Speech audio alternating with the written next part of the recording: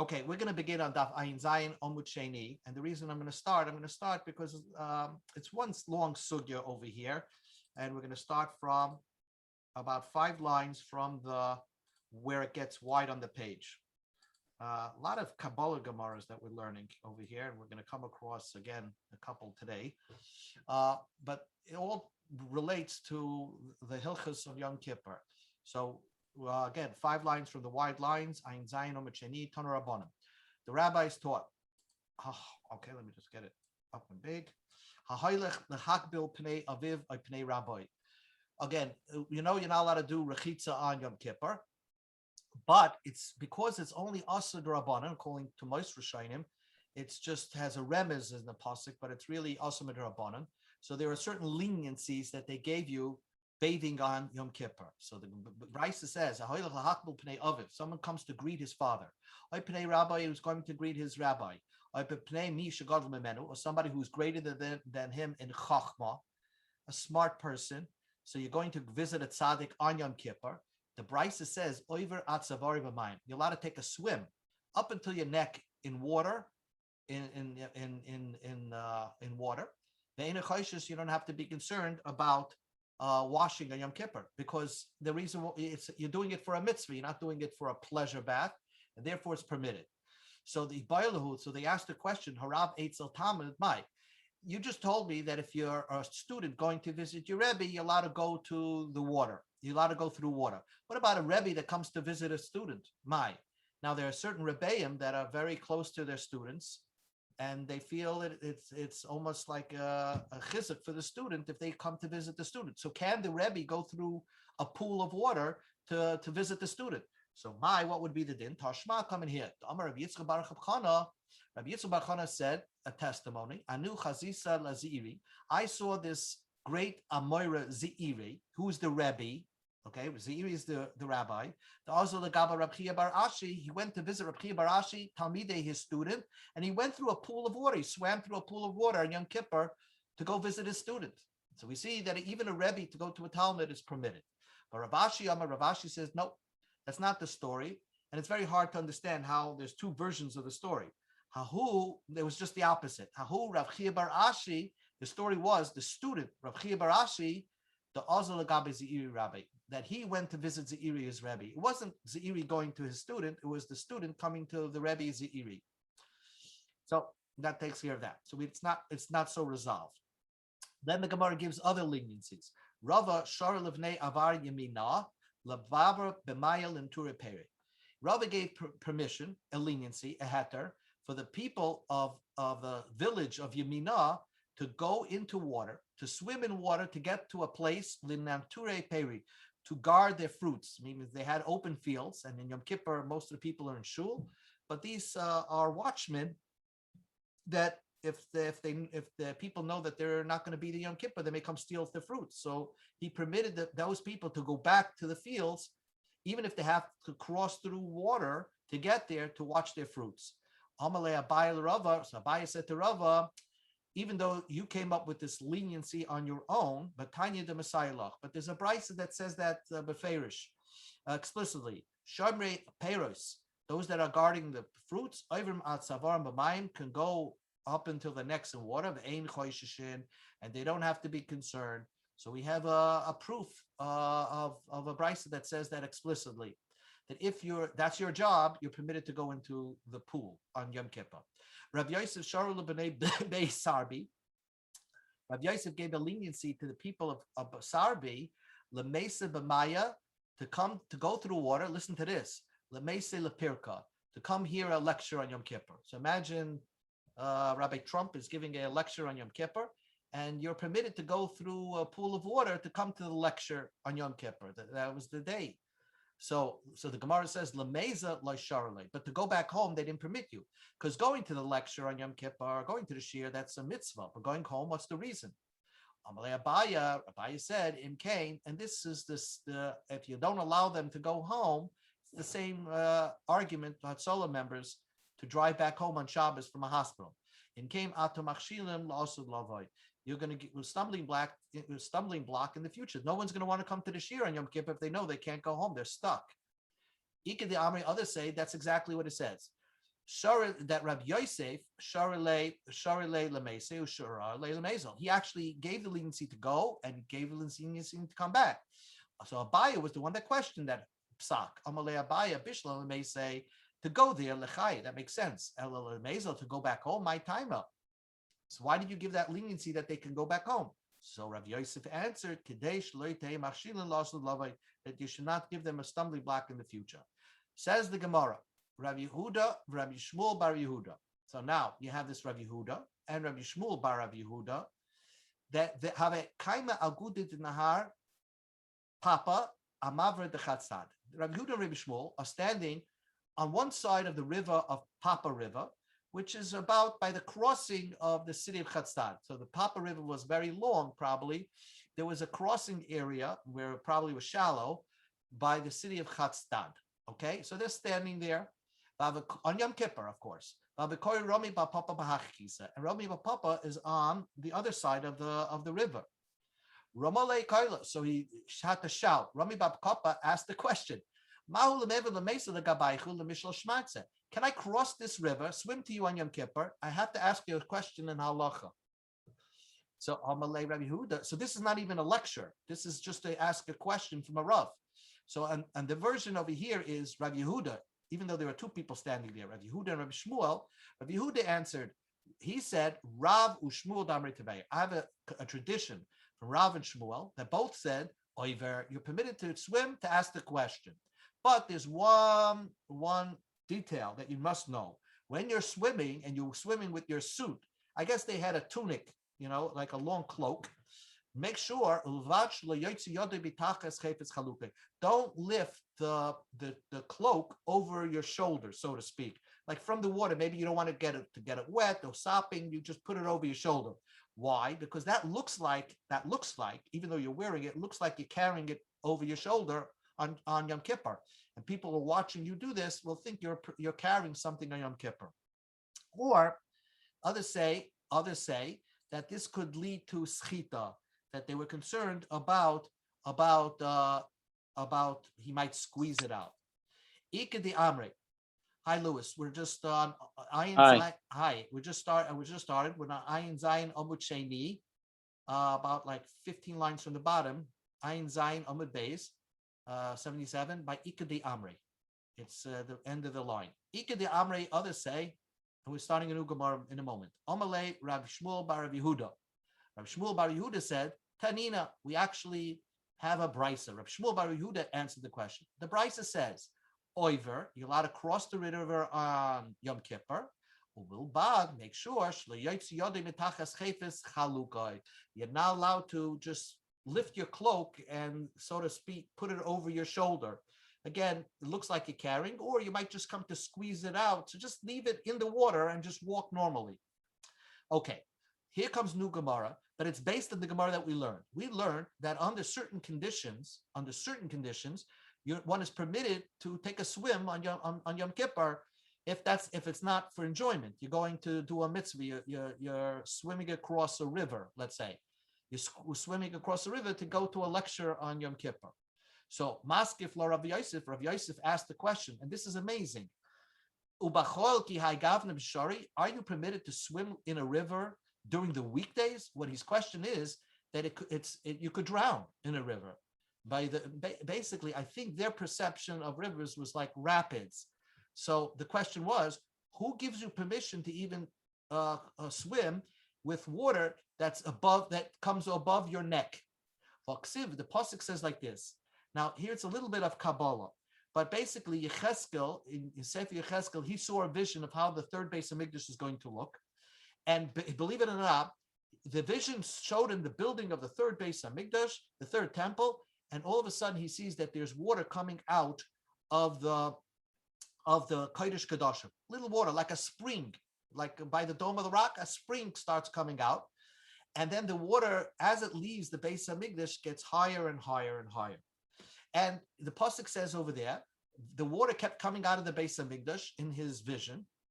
Vayomed elef ba'ama, and I counted 1,000 amma outside of Jerusalem. Vayavirenu b'mayim me avsoyim, and the water was reached my ankles. And then I crossed that water. So Mikan, from that pasuk you learn Shemut lava adav sayim. You're allowed to go through water that comes up to your ankles. Vayomad elef vayavrenu b'mayim birkayim.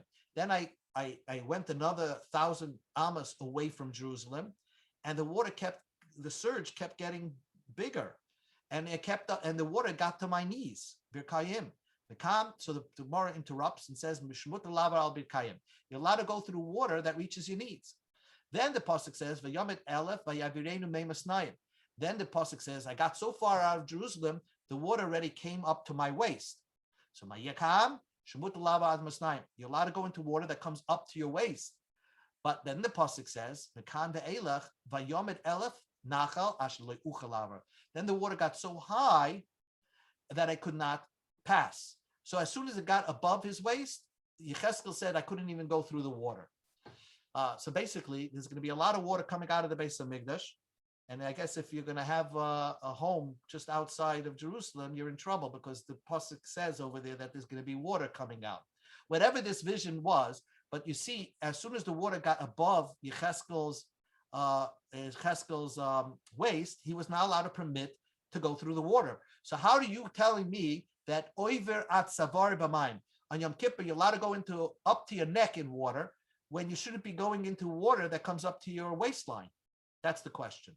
So Amar Abaya, and this would end all pools in the 5 towns. Amar Abaya, Shani Nachal de Redife Mayim. That you can't compare. That pasuk is talking about a river, a flowing water, a rapids.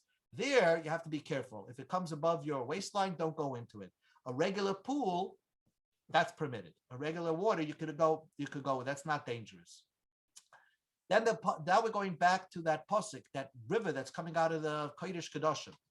And they say that's like the Be'er Shel Miriam is going to come back again, the well of Miriam that was in the desert. Anyway, maybe that water, you'll be able to swim across that water. Talmud Loima, the pasuk says in Yecheskel, that the water is going to be so high that it will be above swim. You can't swim in it. What does the word sachu mean? Shiyuta means to swim. Another way to say the word swim is sachi, swim, sachi in Hebrew. Yachal, okay, the water was so great coming out of the base of Mikdash. Yachal yavirena beburne katana. Maybe there will be water you'll be able to pass through with a small ship. Talmud Loima, the pasuk says the water will be so high, but telech boy oni shayit. They won't be able to have a oni shayit, a ship that could float. But maybe a small boat. You just told me a small boat. What about a big ship? The water is going to be so strong. A fishing boat won't be able to pass. My mashma. What does the word si adir mean? Rabbi Yosef, who wrote a translation on Tanakh, right? He was famous in his translations. He said that the meaning of si adir lo yavirenu means you will not be able to pass with a fishing ship, and you won't be able to traverse this water with a great ship. So si is the fishing, adir means probably a big ship. Lo yavirenu will not be able to go. So that's how intense this water is going to be. Amar Rabbi Yehuda ben Pazi says, odd name, Ben Pazi. Af malach hamovis, even the malach vavis, ein reshush lava b'seicha. The malach vavis won't be able to go into that boat, into that water. Why? Ksiv batelach boy onishayit. Ksiv hasam mishut oretz. The pasuk says that no onishayit, anything that floats, cannot go in there. That water, and the ultimate thing that falls, that floats around the world is the malach hamavis, the angel of death. So for whatever this all means, the Malach HaMavos won't be able to go cross that water. Maybe that will separate Jerusalem from the rest of the world, and there won't be Malach HaMavos in Jerusalem. I don't know what this means, but this is what the Gemara brought in. Okay, now Amar Pinchas further elaborated. Rabbi Yehuda ben Siparoi, Mayan Hayotze mibeis Kodesh Kodashim. This spring water that will come out from the Holy of Holies, right? When it first comes out, the water will be so thin like the antenna of a grasshopper. When you look at the opening of the sanctuary, when as soon as it gets further out, it'll be like the string of a warp, a small string. When it further out into the ulam, the end of the sanctuary, that's the hallway, it'll be like a wharf. As soon as it starts leaving the Beis Hamikdash to the opening of the Azara, then the water will be as thick as the opening of a soda bottle, that thick. That's what we learned. The water, we'll go on to Ein Chesed and Aleph. From the threshold of the Beis Hamikdash, you will see water coming out of it like as thick as a stream of water, as thick as the jug, as the top of a jug of a bottle. After it leaves the Beis Hamikdash, this water will get more intense until it reaches where David HaMelech is buried, Ir David. As soon as it reaches the opening of Beis David, I mean his house, so where he's buried, then it becomes like a real rushing river. And this rushing river will be so big, you'll have a mikveh there that all types of tumas, zavim, zaviv, anida, and yoldas are permitted to go in there. Shenemar, the pasuk says, Bayomahu, in that day, Yiyah Mokar Niftach LeBeis David, L'Yoshra Yerushalayim, L'Chatas U'Lenida. That day, they will open up the Beis Hamikdash. They'll open up, and that mikvah will be opened up for those that are to make mechatas. You need spring water, and for a nida to be toivel in that water. So this is how intense the water will be just outside of the Beis Hamikdash. So I wouldn't buy a home there. But Bernard, this is not the first time we heard about this nevuah. We learned this in another masechta. I don't know in what exactly what was the context was, but we did learn it somewhere. I'm not sure if it was in Shabbos. It might have been also in Brachos. I don't remember where. But it talked about the nevuah of Yecheskel and all the waters. I don't know where it was. All I remember that nevuah of that funny bread that was a nevuah from Yecheskel. Ezekiel bread. Ezekiel bread. Yeah. Right. But I do remember something about the waters in the Beis Hamikdash on the third Beis Hamikdash. I don't remember where, but it'd be interesting to see in what context it was. Sheldon, your memory is great. I don't. I have to check. I don't. Now that you remind me, yes, it's somewhere in the back of my head somewhere. Yeah, I'm not sure if it was Shabbos, if it was something about Shusa Rab, Shusa, or was how to heat the water up. That was brachos. I don't. On Shabbos, I'm not really sure. Okay. I remember, but I'll check it. I'm going to check it. Yeah, but basically, what the Gemara just said over here is that until the water gets waist high, only then a nida can dunk into that water. Right. Now we know a mikveh could be 40 sa. It doesn't have to be waist high. You could have a mikveh that's very shallow, and as long as you could, get under the water there. But Rav Yosef says, "Mikan from this pasuk remez lenida shetzricha leishit atzavar babayim." In order to make a kosher mikveh for a nida, you have to have a mikveh that comes up to her neck in water. But the leis hilchas kavasi. The halacha is not that way. The halacha is that you could have a mikveh 40 sa in any which way. It could be very shallow, it could come up to her knees and still be a kosher mikveh. But from this pasuk, it would seem that the only time it became a kosher mikveh is only after the water reached waist high. I will point out to you, this is a good taisus to know in Shas, and that is that the question is, how do you know if you look Chumash, you don't see that that a nida has to go to the mikveh at all? That's the question. Shalom mikame Rabbi Yehuda Goyin tvilas nida midaraisa menolam. That's Taisus's question. Where do you know a nida has to go at all to the mikveh? So then the answer is a couple of answers, but one of the answers is because the Torah says if you touch a nida, you have to go to the mikveh. So it must be that a nida itself has to go to the mikveh. And then a couple of other answers, but you do see the idea that it's not so written clearly in the Torah that a nida has to go to the mikveh. So that's what Taisus deals. Anyway, let's go further back into the inyan of Yom Kippur.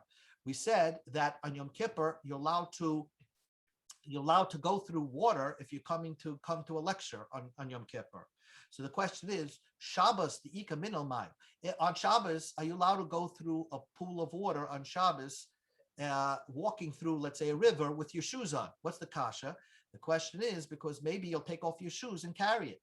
Omar Nechemia Chasana de Benesiya. Nechemia said, Ani Chazisel Ami Rab Asi Demoti Arkuma Demaya, that they came to a pool of water, Abami Rabasi, on Shabbos, Vavruha Derech Malbish, and they walked wearing their shoes. So there was no problem walking with shoes in a river on Shabbos.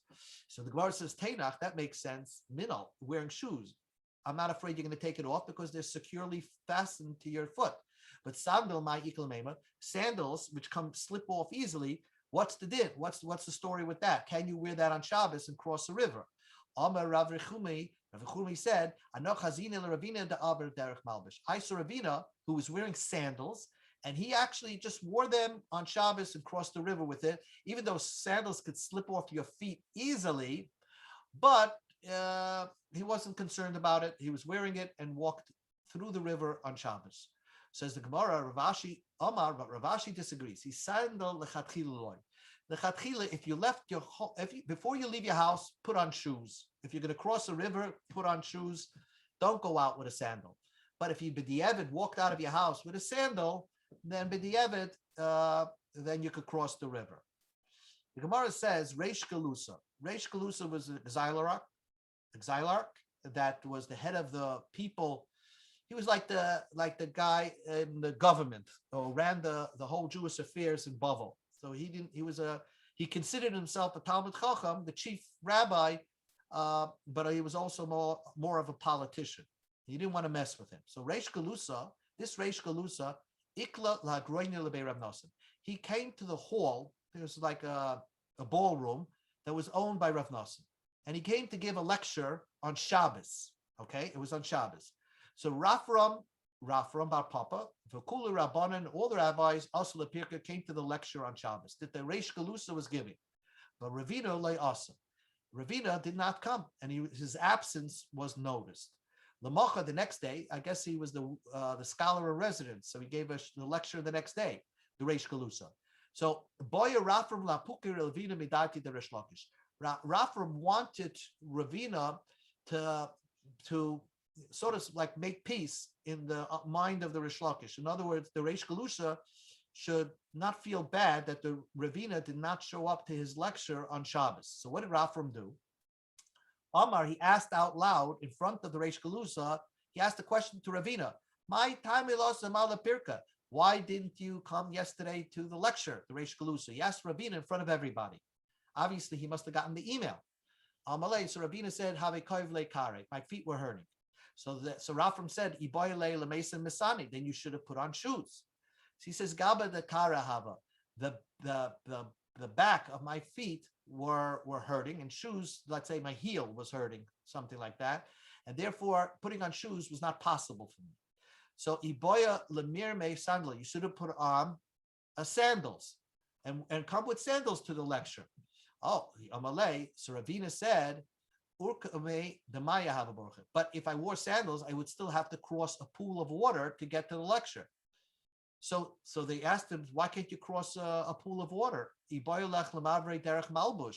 should have wore it and wear your sandals, and wearing sandals through pool of water is permitted. Amalei, so Ravina answered,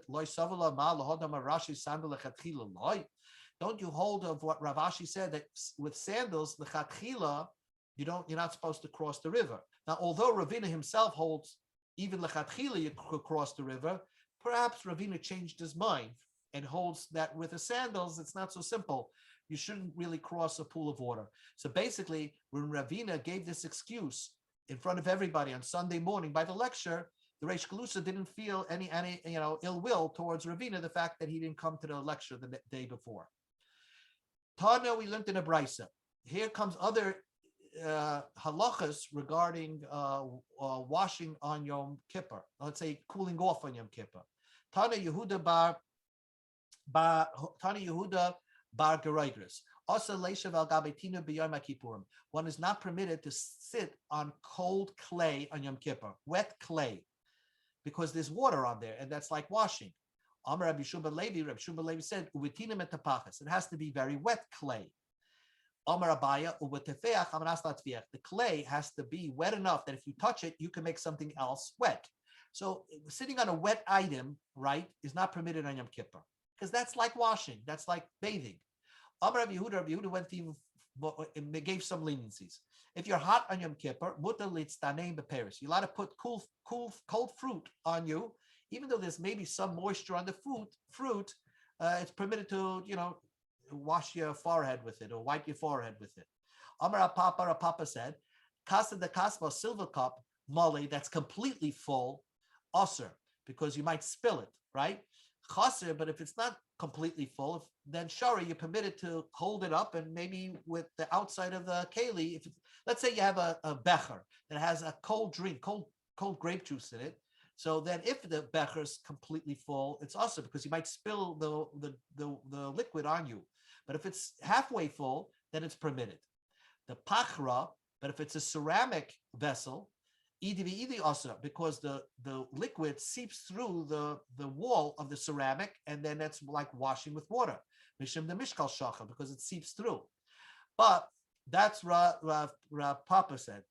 But Rav said, I think this is Rav, there's a Gersa over here. Anyway, he said, Kasa the Kaspa Chosanami also, Mishum de Mizderev. Even with a silver vessel, you're not allowed to hold it if it has any liquid in it, because at the end of the day, it might slip out of your hand and you'll spill it on yourself and you'll come to wash on Yom Kippur. Zeiri Bar Chama had a home that he invited a lot of guests, a lot of important people. Ishbesidche, the guest of his house was usually Rab Ami, Rab Asi, Rab Shuba Levi, Udukula Rabbanim, the Kesari Hava. All the rabbis of Caesarea would come to his house. I've been there. Caesarea was once a very, it's a tourist attraction in Israel, Caesarea. Anyway, these rabbis were the rabbis, and Zeiri Bar Chama hosted them in his house. Amalei Rabbi Yosef bereid Rabbi Yeshua Levi. But Zeiri met Rabbi Yosef. Zeira met Rabbi Yosef, the son of Rabbi Yeshua Levi. He told him like this: Bar Arya, you son of a lion, means I know your father. He was a great person. He was a guest in my house. Let me tell you some great things that your father used to do. He often came to my house. I'm going to tell you how halachi he taught us. He had a towel, a dish towel, let's say, on Erev Yom Kippur, and he would share oisa b'mayim and soak it in water on Erev Yom Kippur. It was hot on Yom Kippur, right? There's no air condition. So he would take a towel, soak it in water on Erev Yom Kippur.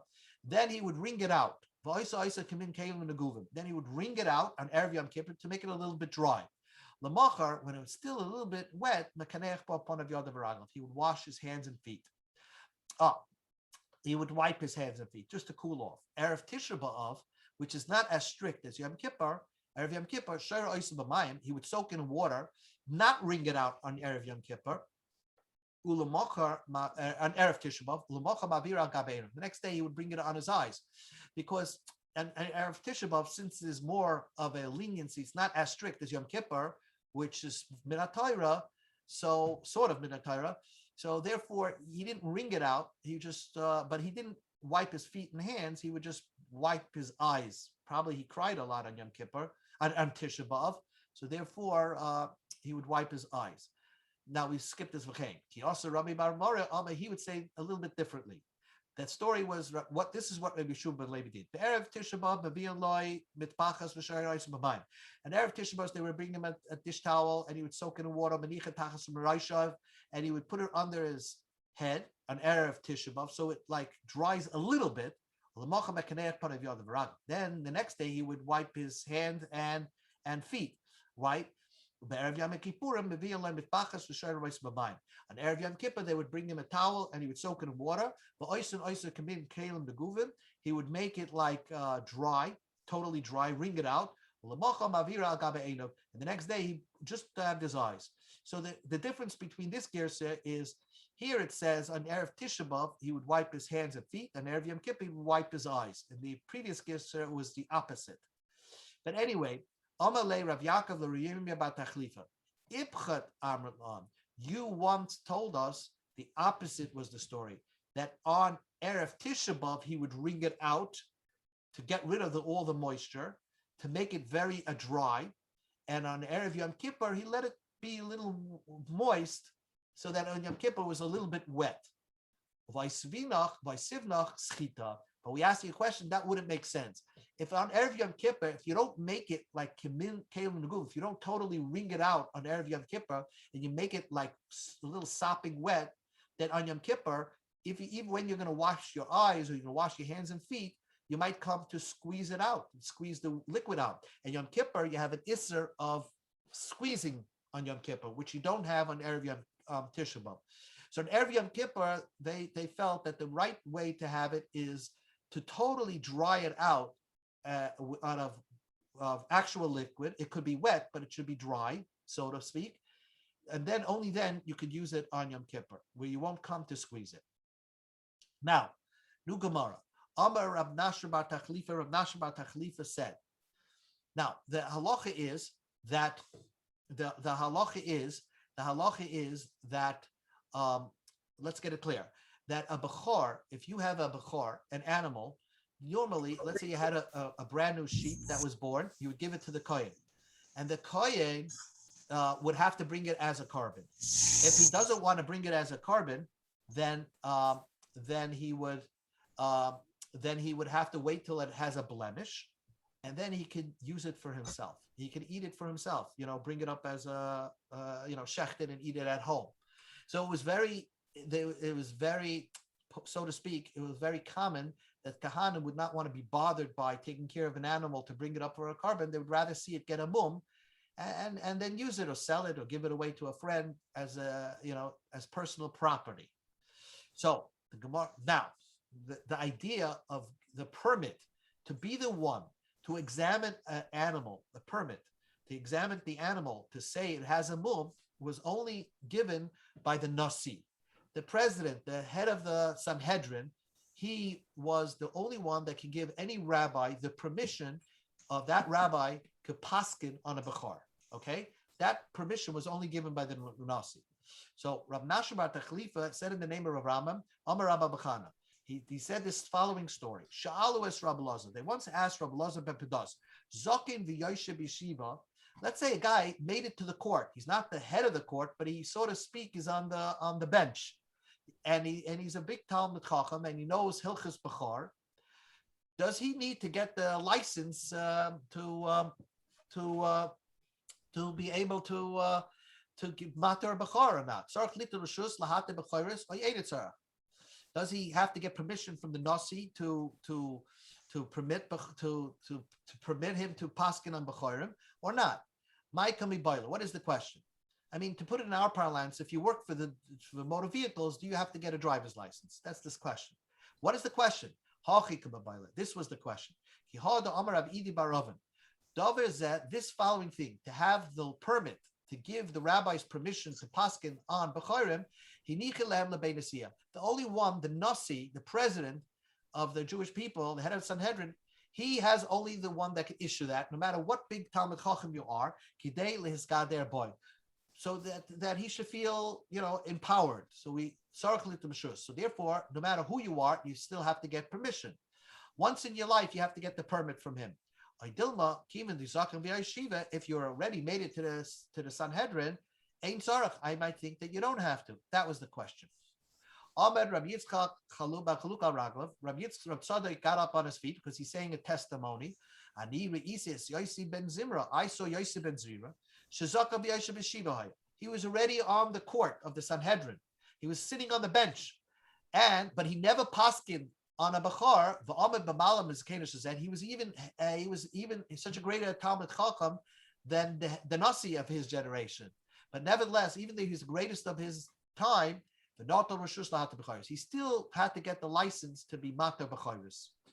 Amalei Rabbi Abba Loicha Choyamais. That wasn't the story. This was the story. Rabbi Yosef ben Zimra Kohen Hoya. Rabbi Yosef ben Zimra was a Kohen. And his question was not that you need to take permission from the Nasi. The question was, can a Kohen be the one paskening on B'chayris? Because do we say halacha Rameir that Rameir said that somebody, if if you can suspect him that he's going to paskin wrong, should not be involved with that part of halacha. For example, a kohen, you would suspect him to make the mum. You would suspect him to say that it's a blemish anyway, because he's a kohen. So it's beneficial for kahanim to say it's blemish. So therefore, all kahanim cannot be part of that. Is the halacha like Rameh that all kahanim cannot be the ones to be paskening on bachayris. Or Dilma halacha Rav Shimon ben Gamliel. But maybe the halacha is like Rav Shimon ben Gamliel that a kohen cannot paskin for himself because he may be look at that with a generous eye, but for his friend where he has no benefit from, he could paskin. The Amad Nemanu al Shachavei the Ina Nem al Shalatzmai. Rav Shimon ben Gamliel says you believe to paskin for your friend, but you're not believed as a kohen to paskin for your own bachar. And that was the story. The question was, can a kohen paskin for himself or not? And the halacha is like Rav Shimon ben Gamliel that a kohen could not paskin for himself, but could paskin for his friend who's a kohen. Okay, but that was a side point. But why did they bring this in? Because they were asking this Rab Lozer a couple of questions. And this is very important, very relevant to our. They asked another question to this Rab Lozer ben Pedos. We go to Amud Beis. Can you wear a cork shoe made out of cork, C-O-R-K, on Yom Kippur? His shoe is leather, but what about if it's made out of cork? Or in our parlance, if you have a sneaker or Allbirds, can you wear it on Yom Kippur? Amar Rabbi Yitzchak bar Nachmani al Raglav, Amar Rishis Reb Shua ben Levi, Isur Reb Shua ben Levi, Shiyotza b'sandal shasham b'yom HaKippurim. He went out with a sandal made of cork on Yom Kippur. So Yom Kippur, you're permitted. It's not considered a shoe. A shoe is leather. But I asked B'Tainis Tzibah, what about on a Tainis Tzibah or like on Yom Tisha B'Av? Can you wear it if it's made out of cork? Amalei Loishna. He said, there's no difference. There's no difference. No matter what the shoe is made out of, it's no difference. Amar Rabba Bar Chana Ani Ra'isi Es Rab Lozer de Minin Vei. Sheyotza b'sandal shel sha'am b'tainis tzibur. That he was actually walking with a shoe made of cork on a tainis tzibur, like Tisha B'Av.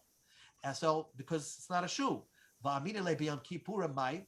Would you hold on Yom Kippur I can wear this shoe that's made out of cork? Amalei loishna. No difference. Again, as long as it's not. It seems the way Rashi is learning, as long as it's not made out of leather, it's not called a shoe, and you're permitted to go out on Yom Kippur and on Tainis Tzibur with it. Now, you would think it's better to be barefoot, right? It's better to be barefoot. So the Gemara is now going to say that's not true. Rabbi Yehuda nafek b'dihitna. Rabbi Yehuda would go out with another type of cork or whatever, put a shoe made out of cork. Abaya nafek b'dihutza. He would go out with something that's made out of palm trees, right? Palm leaves. Rava nafek b'diavle. Rava had a shoe made out of grass, right? Rabba Bar Huna karach sudora akare v'nafek. Rabba Bar Huna would actually wrap a towel around his shoe, and he would go out. He would go. Let's stop over here. He would wrap a scarf around his feet and go out. So we see over here that the different Tanoim, in order not to go barefoot on Yom Kippur, they actually put on different types of shoes that were not made out of hide of an animal, but made out of different other material. But the Gemara is going to ask a question on that, and the Gemara is going to answer it, and we'll finish up this inyan of shoes tomorrow. Tomorrow's a shorter daf, so we can catch up. Okay. Shkoyach, thank you. Shkoyach. I don't know if you ever tried Allbirds, by the way. It's a shoe made out of wool. It's very popular, and I wear them a lot. Yeah, they're washable. They're washable. I mean, they don't last long, but if you're looking for something comfort and not expensive, the Allbirds are great. So that seems to be permitted on Yom Kippur. On Yom Kippur. Anyway. Shkoyach. Okay, very Oh, good. yeah, very interesting. Very good. Have a good night. Good night. Shkoyach. Good night. Bye. Good night.